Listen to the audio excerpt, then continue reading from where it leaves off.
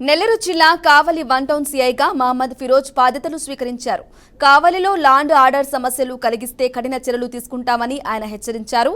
గంజాయి ఇతర మాదక ద్రవ్యాలు లేకుండా అరికడతామన్నారు. ఎక్కడ ఏ సమస్య ఉన్నా ప్రజలు 100కి ఫోన్ చేసి తెలియజేయాలని ఆయన సూచించారు. కావలి పట్టణంలో ఉన్న సమస్యల గురించి అధ్యయనం చేయడం జరిగింది. కావలి పట్టణంలో ముఖ్యంగా ట్రాఫిక్ సమస్య ఇప్పుడున్న పరిస్థితుల్లో ఫస్ట్ ప్రయారిటీ తీసుకున్నాము. దీనికి సంబంధించి ఒక మినిమం స్టాఫ్తో ట్రాఫిక్ అనేది రెగ్యులేట్ చేస్తున్నారు, కానీ దాంతో అది పరిష్కారం అవుతుందని చెప్పి నేను అనుకోవట్లేదు. దానికి మా పోలీస్ స్టేషన్ వైపు నుంచి కూడా కొంత ఎక్స్ట్రా స్టాఫ్నిచ్చి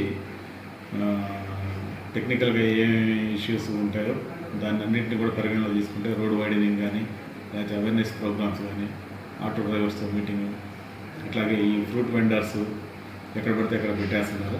ఇట్లాంటి వాటిల్లో 1-2 రోజుల్లో అవగాహన కల్పించి పూర్తి స్థాయిలో ట్రాఫిక్ని క్రమబద్ధీకరించే దిశగా మేము చర్యలు చేపడుతున్నాము.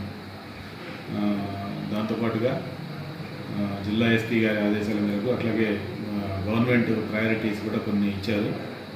క్రైమ్ అగెనిస్ట్ ఉమెన్, ఈవ్టీజింగ్, అట్లాగే గ్యాంబ్లింగ్, తర్వాత ఎన్డీపీఎస్ గాంజా కన్జ్యూమ్ చేసేవాళ్ళు, గాంజా పెడ్లర్స్, వాళ్ళు సప్లై చేసేవాళ్ళు.